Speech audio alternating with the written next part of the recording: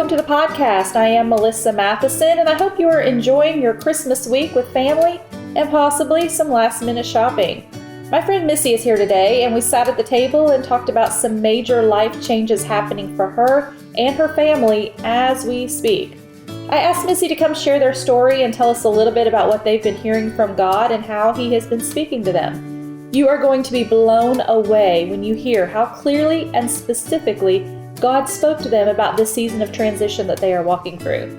Now, some of you listening may not understand what it means to hear from God or how God speaks prophetically or what that even means. Basically, prophecy is to hear the heart of God on a situation. God can speak to us through dreams, songs, Bible verses, and even other people to give us direction when we have decisions that need to be made. All we have to do is ask God to speak, and then we wait to hear what He says. So grab your coffee and join us at the table. We're talking about Sweet Home Alabama, dreams, and real estate miracles. Today on What's Next, God? So we were talking a little bit about coffee. You like coffee. You are a coffee drinker. I am. You have a Keurig at home, though.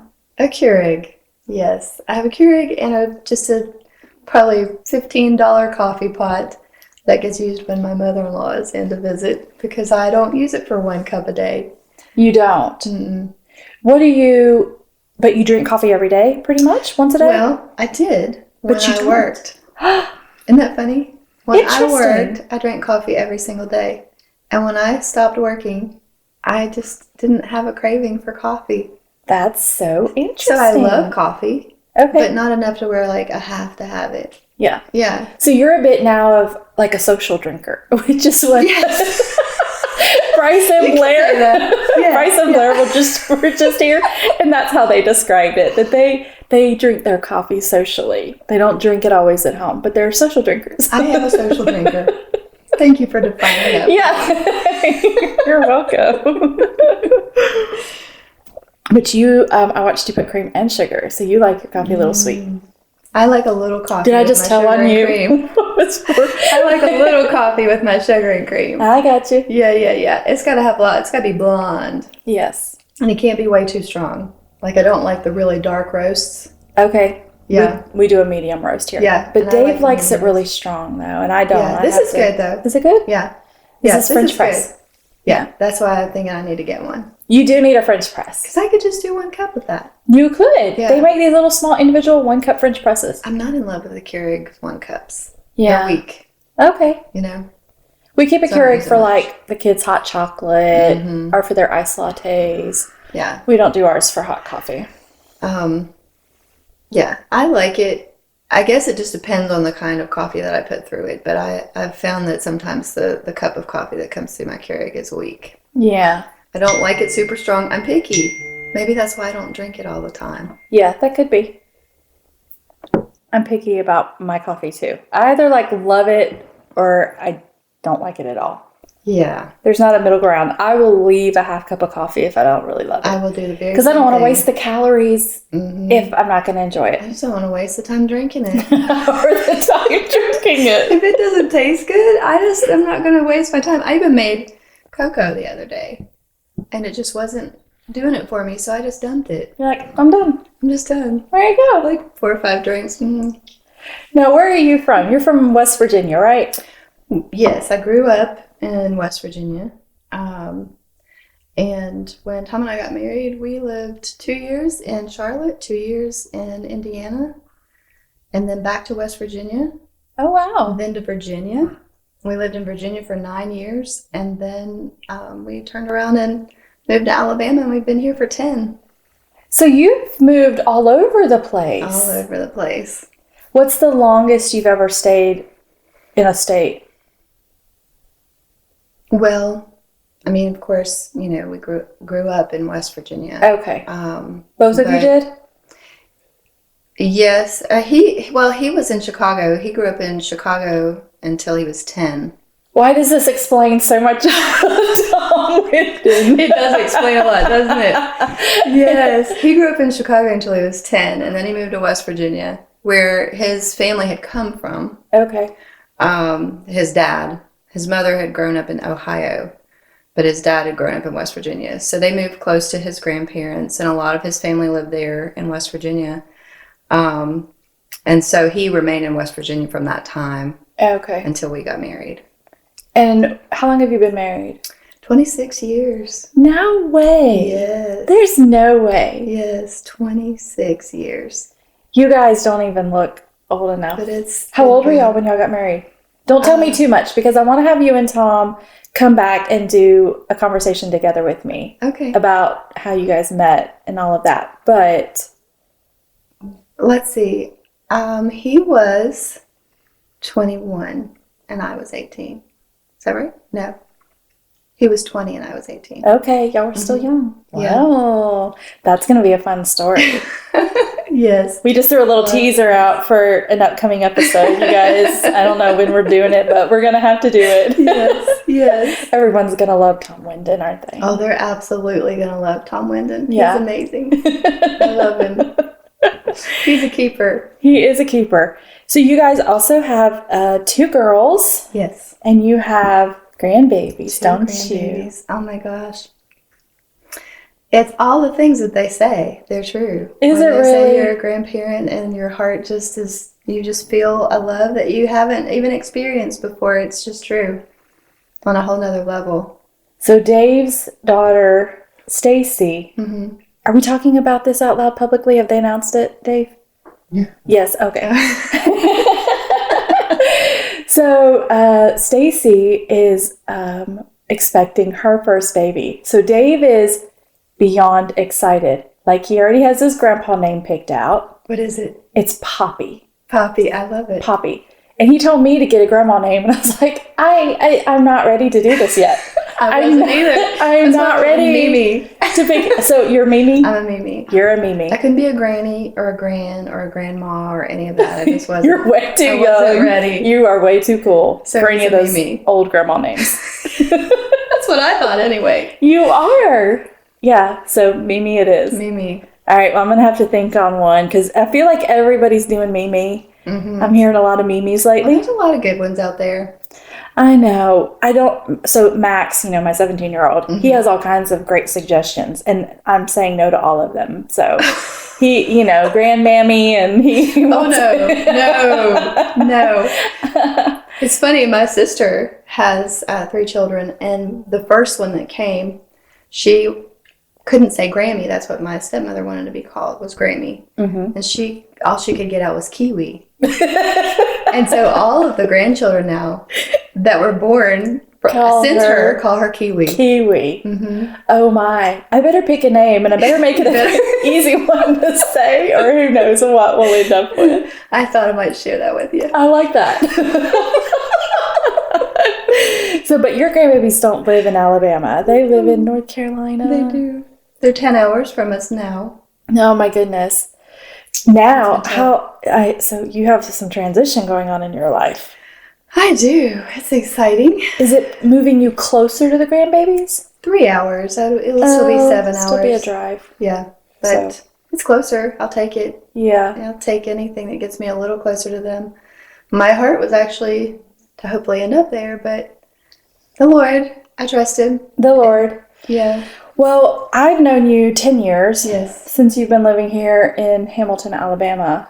And I remember when you moved here, and I remember meeting you, and your girls were little, and now they're not. They're grown. They're women. Their own children. They have their, one of Yeah. them married with children, and I just can't believe it's been 10 years. It's amazing, really, when you stop to think about it. It's sobering, and it just, the reflection back on what the Lord has done in that 10 years, and our family, just what He's done in me personally. Yeah. It's a lot.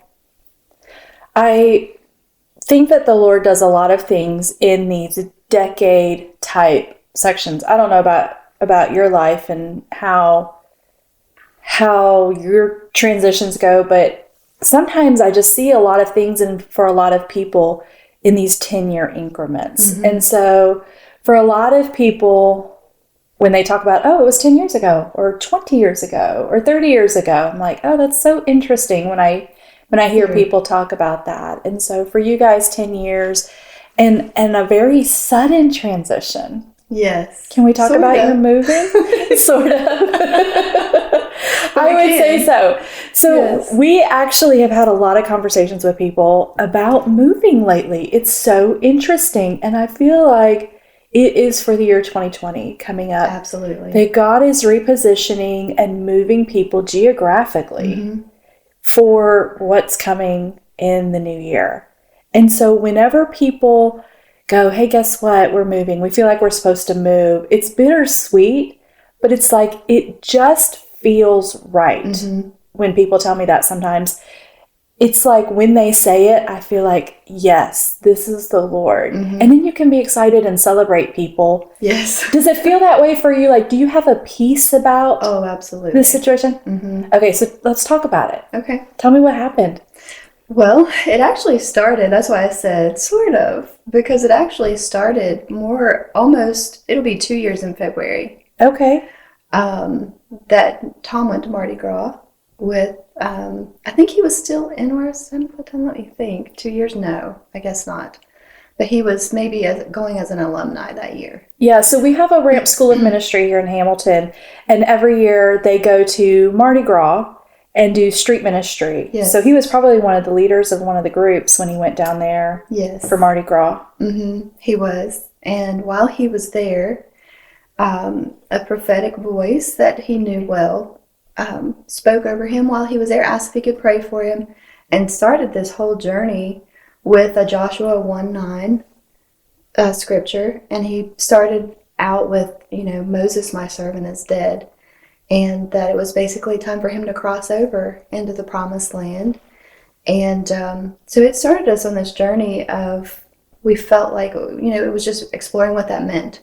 What exactly does this word mean? Because it started us, just like I said, exploring what this means and what kind of transition is this? Because crossing over means transition. Right. So we spent some time praying about it, and it was like at that time, for the next 3 or 4 months, every sermon we heard, it was Joshua everywhere. Yeah. And it was just explosive. I mean, everywhere. And sometimes Tom and I would just look at each other, like in complete shock, like, again, just kind of like, the Lord is definitely speaking. Because transition doesn't always mean move to another city. No. It just can be a transition In a job. or in life. Yeah. Just that, things happen, things change. So you knew transition, you just didn't know what. We just didn't know exactly what. So we were exploring what that meant. Yeah. And it was interesting because after that 3 or 4 months, it was like radio silence. We didn't hear anything, and we just continued to pray about it. And we just felt like we heard the Lord, that it is a transition, and that we were putting weight on this word. And so it was probably the beginning of the next year somewhere when we started to hear a little bit more. And during that whole process, during the whole 2 years, we were seeing these prophetic words come forth from a couple out of Australia, Nate and Christy Johnston. Yes, I've heard of them. Yes. Well, it's just like they have had their finger on the pulse of what's going on with us. And so words would come out, and either it was helping us to continue to stay in faith, or as it got closer here in this last year, it's been more of confirming things. As Tom and I would sit in the living room and have conversations, literally we would read the word the next day, and it was like they were eavesdropping on our conversation, things that they were touching on, points that they felt like the Lord was speaking to them. And so it just really helped us be encouraged, and we constantly were sharing these words back and forth with one another, discussing them, because those were, in some points, just to keeping our focus on the transition, like what's ahead. Continue praying. You haven't heard, but don't give up, kind of thing. Because it felt like a really long time. I know some people go through long transitions, but... Yeah, but 2 years is a long time. It is a long time. For sure. Yeah. It was, there were times when it was tough. It was like, are we right about this? Did we miss it? Did it already come? And we didn't know. Exactly. yeah, there were some times when we thought that too. Like, did we miss it? Like, did we miss the opportunity? And, Tom at one point in there somewhere felt like he heard the Lord say, prepare. That was the only thing that we'd really gotten during that kind of silent period was prepare. Mm-hmm. And since we didn't at that point really know what the transition was, it was kind of hard to prepare. Yeah. Yeah. And we were considering, okay, this could be a relocation, but we didn't have anything solid saying it's a relocation. So prepare was kind of a tough thing to do. Yeah. So it turned out that we had probably, over the course of several months, we probably had about 4 or 5 places that we were considering if it was to be a relocation. Okay. The number one place was going to be where the grandbabies are. Of course, because our natural mind just thinks, must be God's will. It has to be. Lord, let it be. And there were several times that actually, many, many times I prayed and asked the Lord, like, if it fits into your will, I would love it if you would take us near those grandbabies. But there were also many times that I'd have to turn right back around and say, but Lord, they're not an idol in my life. Right. And I don't have to be where they are. I want to be where you want me to be. Yeah. And so he I know he heard my prayers, and I know he has a plan, because my heart is so strongly drawn to those grandbabies. And I think to myself, honestly, what will I do when Sierra has babies? And if they are far away, like, maybe that's part of what's going on here is I'm not going to be able to always be where they are. Yeah. And that's okay. As long as I know I'm where the Lord wants me to be, I know he works all the other things out. That's right. Yeah. That's right. So when you got the word prepare, what did you practically do? Was there anything? Initially, no, because we really, like I said, we didn't know what the transition was. So we should have done something, but we didn't know whether it was because I was dealing with some things at work. Mm-hmm. And I knew that there was a possibility at some point that maybe I would switch jobs. And so I didn't know if it was a transition along those lines. But then I thought, well, the word was given to Tom at Mardi Gras. That was for both of us. It was also I think the Lord's very specific in what he does. He's very intentional, and it was given to Tom. Yes. So I felt like there was significance in that. And we did have those 4 or 5 places we were considering. And so we started over time. I had gotten a word from another person here, and I was at a small group, and we had finished prayer, and she said, when I looked up at you after prayer, she said, the Lord gave me this picture of you. And she said, in the picture, you had all these signs swirling around your head, and you looked frustrated and confused because you weren't sure which way to go. She said, but when you come to the stoplight, you know it's time to stop. She said, in my vision, you come to a stoplight, you knew it was time to stop. And when the light turned green, you knew exactly where you were going, and the frustration was gone. Mm. And so I felt like, okay, this may be more about relocation. From that, I just kind of felt like it was more about relocation. We started looking more at that, and a lot of the words that we were seeing that we were so drawn to with Nate and Christy Johnson were also about relocation. Mm-hmm. So I think it was a while. It was probably it was about 1.5 years in before, and we'd been praying about it and asking the Lord, like, we need you to speak. But we weren't doing what he said, which was to prepare. But you didn't know what to do. We didn't know what to do. And so Tom was outside one day working, blowing leaves, just kind of cleaning up. And he was listening to sermons. He does that. He'll go outside and he'll turn on and he'll just be out there for 2 or 3 sermons and just work it out. And so I happened to come outside, and he was like, wait. It's like, come here for a minute. He said, I felt like the Lord just said to me that he hasn't spoken about where we're going to go because we haven't put any weight on the word to prepare. Mm. And at that point, we were feeling, like I said, more and more like it was a relocation.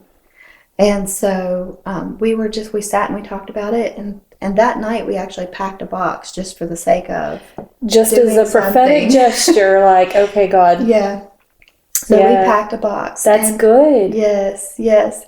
And we had already discussed before that, when we started realizing that it was going to be a relocation, we started thinking, what would we do if we were going to, I mean, even if it was not going to be a relocation out of Hamilton or not very far, would we want to sell our house? And we were like, yes, we would want to sell our house. You know, we have lots of space in this house that we really wouldn't necessarily need. We could downsize but get something, you know, nicer maybe that we wanted, but with smaller space. Right. And so we had started the process literally maybe a couple weeks before that, trying to find someone to paint the house and just do things that you would do if you were going to Right. sell. Just start to prepare. But we didn't necessarily look at that so much as like preparing to move. We were just trying to be obedient to what we were feeling. But we felt like the packing the box was more real in that you're packing up your things to move. So it was funny because it was literally after we packed up some boxes that night, then it was 2 days later, I was at work. I had a really, really, really rough day at work. And it was one of those days that if you didn't need the paycheck, you would have felt like, I don't know if I want to come back kind of things. Like, it was just a rough day. Yes. And so I left work that day and I went home and I just spent my lunchtime praying, really. And I was just like, Lord, are we going somewhere? And if so, where? Yeah. And do I need to look for another job? And if so, where? Like, I'm desperate. I need to hear from you. I need to know what we're doing. Like, I need you. Yeah. Because it was tough. Yeah. It makes me think of, you know, in Genesis when God told Abraham to leave and to go to the land I will show you. Mm-hmm. He didn't tell him where to go. Right. He did tell him where to leave. Yeah. And that's such we just want to go, that doesn't even make sense. Yes. But really, that's what the Lord said to him. Yes. And so when you say that, you didn't know where you were going. No. But you knew it was time to go. Yes. It's like, okay. I understand. Yes. But I don't understand. Yes. It's like knowing at a certain point we knew it was a relocation, but not knowing where was tough. We came here on a word from the Lord. We'd kind of been through this once before. Right. I mean, I don't want to say kind of, we went through this once before, but God doesn't always do things the same way. He does rarely not. does. Exactly. So we knew it was going to be different in some respects. And he didn't speak as quickly as he did last time. Right. Last time he spoke very clearly, very quickly, and we moved on it very quickly. And we were here from the time we got the word to the time we were moved, 2 months. Oh, wow. Yes. I didn't know that. Yes. That's a season of suddenlies right there. That was a season of suddenlies. But we knew we had a word. And when we got here, like so many people sometimes do in transition, they get to that place. And sometimes there are struggles when you get there. And if we hadn't had a word from the Lord, and we hadn't known absolutely that it was from the Lord to come here, I think with the things we encountered, we would have turned around and just run back home to our family and what was safe and easy. Yeah, so that's the importance to me of having a word from God. Because when things do get rough, you have a word from God. Amen. When things get hard, no, God said this. Yes. And then that's where we stay until God gives us a new word. Yes. You have to have a word from God. You have to. Yeah. In order to have that stick in order to stay in there. Now, I think sometimes God lets us choose. Mm-hmm. I think if God doesn't say no, I think we get to choose sometimes. Yes. And we get to, because he's given us free will. Yes. But it is so sweet of God to confirm, yes, this is the way, walk in it. This is where I'd like you to go, yes. And for him to confirm that, I don't know, it just does something in my spirit where I'm like, okay, I can do this. Yes. Yes. Yeah. If you know it's him, you can do it. Yes, for sure. Yeah. Because then it's not you doing it. You're knowing that he is equipping you for all of these things. Where you're leaving, where you're going, he's prepared a way. He's taking care of things where you are, and he's just setting it up. And That's just the way I like to move. I like to move with God. Yes. Well, and since we had a word to come here, we didn't feel like we wanted to go anywhere unless he told us to. Mm-hmm. Because we felt like if he gave us direction to come here, we weren't just going to up and leave without seeking him about it. Yeah. And so I feel like he knew that. I feel like he knew we would never go anywhere else unless we heard from him. Mm-hmm. We wanted to be sure we finished out whatever he brought us here for, and didn't leave prematurely. And so when this word for transition came and that we were going to cross over into the promised land, and there was so much more that was really Tom even connected with in the Joshua piece of that really we just felt like we needed real direction before we just took off. Because we knew what we encountered here, and we felt like if we had just taken off and done whatever willy-nilly and gone to where the grandbabies are, for example, and encountered rough things, we would have questioned ourselves. Did we do the right thing? And there's not that solid word of the Lord to fall back on, and so you question it and you wonder, are we taking the long way around instead of God's shortcut kind of thing? Yeah. So we were processing all that in light of the past, all the transition in light of the past and what we had gone through when we came here, and here we were now, like I said, at this point where I was sitting praying during my lunch hour, just like, Lord, I need to hear from you. And so he's so gracious because he's like, they put some weight on my word. I'm gonna move here for them. And I got back to work, and it was just the neatest thing because I sat down at my desk. As soon as I got back to work, I got a text on my phone, and we had a friend here who had a dream, and she said, "Hey, look, I've been trying to find you at church, and I guess you've left before me, and I haven't been able to catch you, but I had a dream about you very recently, and I wanted to share it with you." She was like, "It's very short, so I'm just going to put it here in the text." And in the dream, she just said, "You came to me at church. You told me that you were moving to Knoxville, and that you were going to go to serve and help in Pastor Casey Doss's church, Hope Unlimited.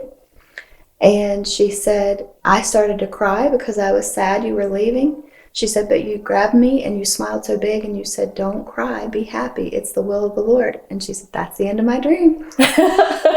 Well, it doesn't get any more specific than that. And I was just blown away that he answered so quickly right after I spent my lunch hour, asking him. And so... And that she had the dream a couple of weeks ago. Yes. Yeah. Like God had already given you an answer to your prayer before you even prayed it. Exactly. He's so good. Isn't he? He's so good. So I told Tom about it, and Tom was like, whoa. Now wait, was Knoxville one of the cities on your list? It was. It was? It was. It was only the 5. It was. So it was kind of neat because it was in the running, probably in the top 3. Okay. But of course, like I told you, where my number 1 was to be near the grandbabies. The other one was to be close to home, near family. And that was something that we had been looking at as well. And then Knoxville, and then a couple places in South Carolina. Mm-hmm. And so we were just waiting on the Lord because it could have been none of those. Right. We were completely and totally open. So she has this dream. I tell Tom, and he's like, whoa, pretty blown away. But at the same time, I wanted to continue praying about it. Yes. And I asked the Lord for a second confirmation, just so I knew solidly, Sometimes we just need that second confirmation. And I think God is perfectly okay with that. He is. I think he is. He was gracious enough to give it to me. So, yeah. But so it wasn't long after that, probably within the next week or 2 weeks, we planned a trip to Knoxville, just to check everything out and see what we thought. We had been there once before when they first started the church there. We just went for a visit and to support and say hey. And so we went the second time. We arrived on Friday night and planned a lunch to talk with the pastor the next day, and just to say, hey, we're considering this. Now, what time of year was this? How long ago? I'm thinking maybe probably early October, middle October. Oh, so recently. Mm-hmm. Just the last couple months. Oh, yeah. Oh, Yeah. okay. Yeah. So we planned a lunch, and basically, he was like, well, sure, we'd love to have you. We'll definitely, we could definitely use you, those kind of things. And we were just saying, it's something we're considering, solidly considering. But it was funny because we had lunch that day. We got up, went to church on Sunday morning, visited. He showed us around the church and just let us see what all was going on there. And turns out there had been a lady in the church who had a dream on Friday night, which I thought was interesting. When we came into town on Friday night, she had a dream. And she doesn't know us. We didn't know her. But she had a dream that someone she didn't know came to help serve under Casey and to just be a friend to him and to be a support to him. And she said it was very clear in the dream that he was going to come alongside him as a friend. And so it was interesting because as we were walking around and he was showing us around, she pulls him aside and she's kind of like, this is the guy in the dream. I've never seen him before, but that is the man. That's the man in the dream. Very interesting. And so she comes up to Tom and tells him the dream afterwards. Yeah. And it was just, to me, that was my second confirmation. If you have a stranger who's never seen you before says, you were in my dream on Friday night, and it's the same night you came into town, and all those things, it was just like, it was very neat because I've never encountered anything like that. Yeah. Where a lot of times someone will come and give you a word or a scripture or something they're feeling or seeing for you. But when you have a complete stranger dream about you, yes, and then they see you in person, and it's just as big a faith thing for them to see you live and in person just a couple of days later as it is for you to get the word that you're seeking. Right. So it was pretty amazing. And so from that point, of course, we felt like that was pretty solid and that we were going to be moving there. And so it was really time to really put weight on the word to prepare and to get ready to move. Because you knew moving, you just didn't know when. Exactly. Right? Okay. So you heard prepare, you knew Knoxville.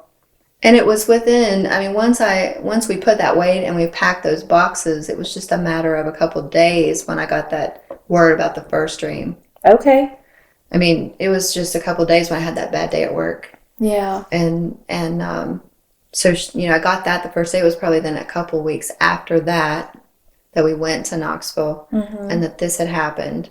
So here we were in the middle of October, and we're like, okay, let's get the house ready.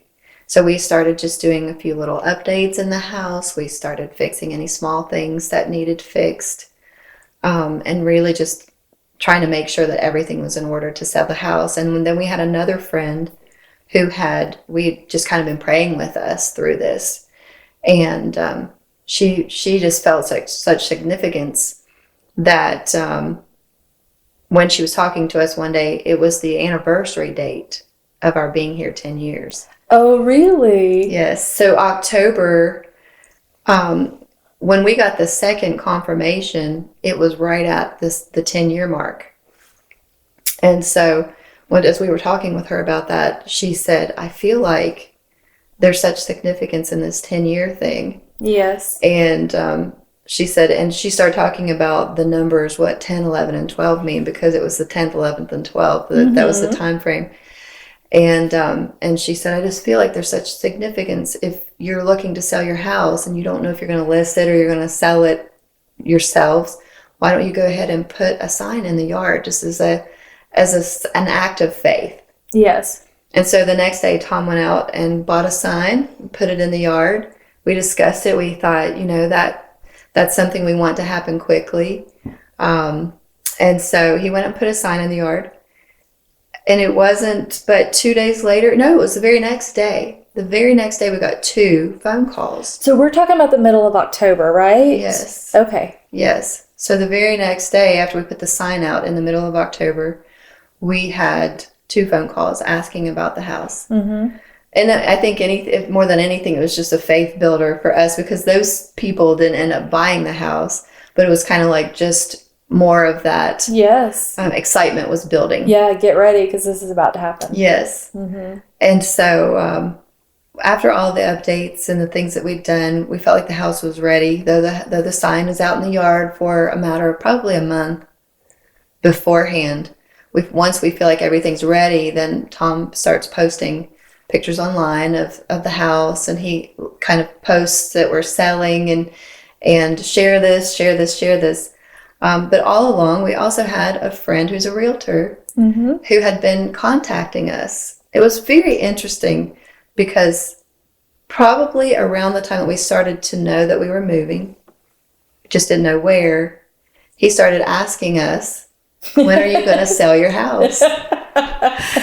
And Tom and I would just look at each other like, whoa. Uh-huh. So I was like, why did you ask that? He was like, I just feel like that's coming. Yes. And so the Lord was telling us in many different ways that these things are coming.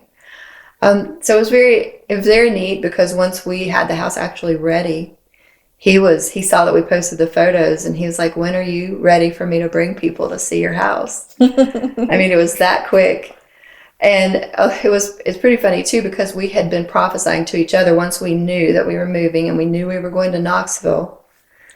We felt it was significant that we were there by January. Mm-hmm. And for the new year, for sure. The new year. And I wanted to be, if I was going to be moving, I didn't want to be moving during Christmas. And, Mm-hmm. I wanted to be somewhere by Christmas Day. I didn't want to be moving boxes on Christmas Day. Right. So we just decided Knoxville by Christmas. And we started prophesying to one another in the house, whether it was a rough day or a good day, it would be at Knoxville by Christmas. So Knoxville by Christmas means we have to have this house sold. We need to have a place to live. Yes. And we need to have everything moved to a new place by Christmas. So that's like not long. Oh, no. That was giving like us 6 weeks? Yes. Okay. Oh, about 6 weeks. Yes. It was about a month and a half. And now our house, okay, so I know in big cities, houses can sell like overnight. Yes. But in small town America, it's not quite here the in story. Hamilton, Alabama, with less than 6,000 people, houses sometimes don't sell overnight. They can sell quick. Yes. Thanks to our little realtor friend. Yes. Yes. Who just has the favor of God on his life. He sure does. But, for houses to sell. So that was felt a little impossible for you to say Knoxville by Christmas, but you want to believe the impossible. Yes. I was personally thinking the Lord can do this. The Lord can give us a cash buyer because that's the only thing I knew of that could possibly work out by Christmas. Yes. And so first we'd have to have a buyer. And then they have to have cash. And then they have to have cash, which is a long shot, honestly. It can happen. But the Lord can do anything. He can. He can. And so we were prophesying Knoxville by Christmas. And when Tom went to work, he has a few close friends there at work. He told, when we really knew what we were going to do, he told those couple close friends and his boss, because they all love the Lord. They're all trustworthy. Right. And one of those friends has prophetic gifting. And he said, I just feel like the Lord's saying that your house is going to be sold right around Thanksgiving. And Tom was like, well, I received that. Sure. I received that. We'll take it. And the funny thing is, we showed the house 2 days before Thanksgiving. Uh-huh. And it's these same people who decided they wanted to buy the house. So they looked at the house and spent an hour in the house looking it over and everything on that first visit. And then during the holiday, we were kind of like, did they like it? Did they like it? Do they want it? Because you're just anxious to know, like, is the Lord using these people? Is this happening? It? Yeah. And so we reached out to the realtor, and he said that they did like it and that he thought they were going to put in an offer, but they were out of town, of course, for the holidays. He wants to be worried about all of that during the holidays. And so when they came back in town, they asked to come and look at the house again. So they came back the Tuesday after Thanksgiving, looked at the house again, and then the following day, they put in an offer on the house. So only one family looked at it. Just one family came. That's all it needed to be, was whatever the Lord had, he worked it out. Well, it turns out that this lady that wants to buy the house is a loan officer. Okay. And she says, I can close my own loan in 2 weeks. Are you kidding? So okay, wait. House looked at, contract, that would have been like December 3rd, something like that? Something like that. Signed. Yes, it was. I think it was the 3rd because 2 weeks was December. We're closing on December 17th. Closing December 17th. But then you have to move. We have to get everything packed, which we've been actively packing. But, you don't pack up all of your essentials and your dishes and all the things you're using all the time. So we've got a lot that's still left to be packed, but I would say we've maybe packed 50% of our house. Okay, so wait, I just looked at when are you supposed to be out?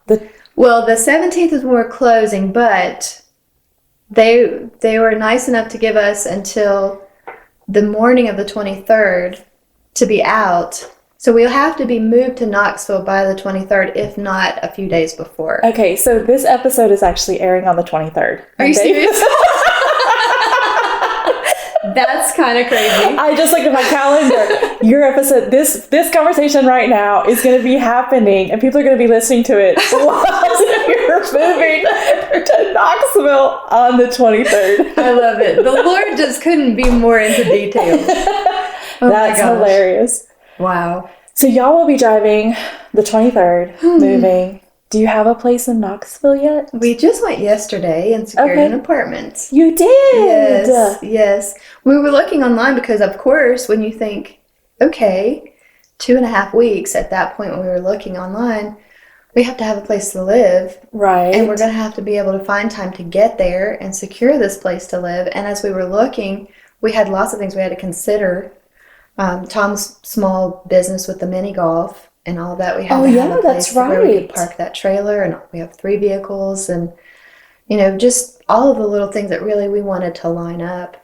So, but do you ever remember what it felt like when you were nervous? Was there a time where you're like, I don't know how? Did you have any anxiety at all?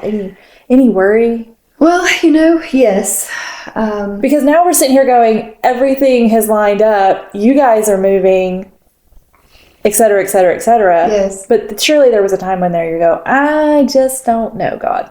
Yeah. I think when we knew we were going to relocate, we started processing things.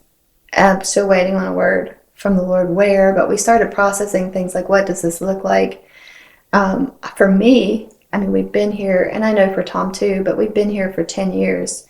So your church family is family. Yes. And you've got friends that you don't want to leave, and all of the things that you've invested into here, that it's tough to kind of be like, okay, this chapter is getting ready to close. Yes. And not that you'll never, I know people say, oh, we'll be back and we're going to visit. And that's our intention, absolutely, because we love this place. I'm hearing Michael W. Smith say, friends are friends forever.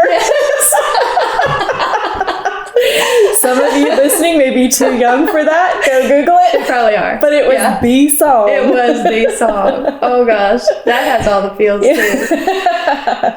Too, I love the importance. So we have an incredible community here in Hamilton. A wonderful community. Family. Our friends are our family here. But I love the importance of, which I've tried to just talk about this often, the importance of living in community with people, living your life, finding people that you can share life with, because in all of your story, you were getting words and dreams. Yes. Like God was using people in your life to give you little pieces of this puzzle to help you know and hear from Him clearly. Yes. And to me, that is one of the most valuable things about community, is knowing that they hear from God. And because we're in community, we can talk to each other about what we're hearing from God. Yes. And because we trust each other, you tell me something and I go, I know Missy hears from God. Yes, exactly. And so it's not like, and then God can come in and confirm through dreams or through strangers, through songs, through scripture. Yes. God can speak in so many ways, but I find that a lot of times he's going to speak through people. Mm-hmm. Mm-hmm. Well, it's funny because the first time when we moved here on a word, the Lord has spoken in such a different way than he did the last time. Because last time Tom wasn't really sure he wanted to move here. Mm-hmm. And he agreed to pray with me about it. And we prayed separately for 2 weeks. But it was funny because he was kind of like at lunch, on his break, at work. He worked at a loading dock back then at a paper mill. Mm-hmm. And it was funny because the way the Lord speaks, he knows what we need in that moment. And he knows that we need it to be clear. Yes. Because he's sitting there at lunch and he's spending a little devotional time and he's asking the Lord, he's like, Lord, do you really want us to move to Hamilton, Alabama? And the crazy thing is, you're in a loading dock, so someone in that moment plays Sweet Home Alabama across the loading dock intercom. And he's like, what? You can't make that up. You can't make it up. It turns out that there was some kind of sports team rivalry thing that was going on at the time, but in the moment he asked it, someone plays it. And he's just like, he comes home that day and he's like, okay, I think you're onto something. We can talk about this. You're onto something. And as you said, you've got external things that it could be a scripture. We had Abraham was used in our first move. Mm-hmm. The story of Abraham was used for both of us during our time of prayer and confirming. The Lord gave us both that scripture. Mm-hmm. And then after we told the girls the first time that we were coming to Alabama, it was terrible because they cried for 4 hours that night. But they were little. How old were they? Well, Mariah was 14. Mariah was 14, about to be 15, and then Sierra was 11. Yeah. And so they were not about it. They were not about it at all. And so the next morning, as I was taking them to school, I was just like, Lord, I need another confirmation, even though he had given us several. My mama heart needs to know I'm doing the right thing for my kids. And on the way to work, or on the way to taking them to school that day, the radio was turned down, and I was just emotional because they were kind of mad at me. I was driving them to school, but they were not happy with me that day. Yeah. And I was just like, Lord, I know you've told me 1,000 different ways, but I need one more. I need one more confirmation. And I wasn't expecting it right that moment. But the radio was down where you could just hear a little bit of muffled noise. And so I turned it up. And immediately, it was Joyce Meyer. And here's what I hear immediately. She said, do you remember what it was like for Jesus in the Garden of Gethsemane? When he said, Father, not my will, but your will be done. Mm-hmm. She said, some of you, God's calling to do a hard thing, but if you'll just be obedient, he's going to bless you in it. And I was like, that's all I needed. That's the word. I was so solid after that. There was not a question in the world. So it's like, he knows exactly how to speak to us individually if we are seeking him, if we're putting ourselves in a position to hear. And that waiting process was hard for us this last time because he spoke so quickly and clearly last time. But he also grows us.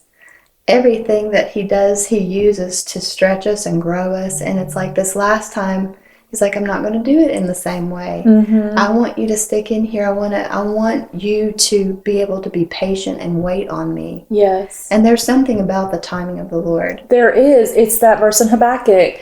Though it tarry, the vision is for an appointed time. Yes. So though it tarries, wait for it will surely come. Yes. Yeah, and that doesn't make sense. Sometimes it's like, you get a word from God, and he's like, okay, but just wait. Yes. It's for an appointed time. Yes. And you can just kind of rest and going, okay. But it's like you have this anticipation. Okay, is it now? Is it now? Is it now? Is it now? And wondering if you missed it. Yes. But you guys are just right on time. Shoo. The Windons are going to Knoxville. So what's next? What are you What are you looking forward to doing? Okay, first, big city. Big city. Hello. Yes. We've been small town living for 10 years. It's going to be so... I told Tom, I was like, in some ways, we're going to have to really have major self-control. Oh, restaurants and coffee shops and stores. Oh my. Yes. Oh my gosh. And I mean, it was funny because we went there just for a day. We were there yesterday, and Sierra and I dropped by the mall, and she's like, "Oh my goodness, it's like all vacation." The stores. Yes. She's like, "I'm really going to have some restraint because it's like, you know, you have to drive 45 minutes to go to the store right now, so you have to need something, or you're going intentionally, but it's all around you, so you're going to have some self-control." A little bit of transition, even after you get moved, trying to get settled. What's the plan? Do you have one? Jobs. Okay. We're praying about jobs. And for me, the crazy thing is, like, I know God doesn't always do everything in the same way, but every job I have had, every single one, the Lord has brought to me and laid it in my lap every time. So everything that I've done, I've stayed at home with my girls until they both went to school. And then I started looking, I started doing a part-time job. My sister told me about a part-time job. I took it, and from there, it was just one thing after another like that. Someone would come to me and say, "I don't know if you're looking for a job, but I think you'd be perfect for this. I don't know if you're looking for a job, but I think you'd be perfect for this." And so the Lord has literally laid every single job in my lap. And now I'm kind of at this place like, "Lord, are you going to do that again?" I would so like what kind of job, what kind of field of work are you wanting to do, or are you looking to do? Well, what I've just come out of is medical office management. Okay. And so I feel like everything that the Lord has given me, everything He's laid in my lap, every single thing, the skills that I gleaned from the last season and the last job, I needed for where you were going. One. It's neat to look back and see how He has done that. He is always training us. He's always pouring into us when we don't even realize it. Yes. And so when I took the job that I just left, I had learned things about computer software and programs that I was going to need in order to do this job. Yes. And so I feel like whatever He has coming is going to utilize the things that I've gleaned in this last season. I don't have my finger on what it is yet because I'm really open. I don't want anything that the Lord doesn't have for me. Yeah.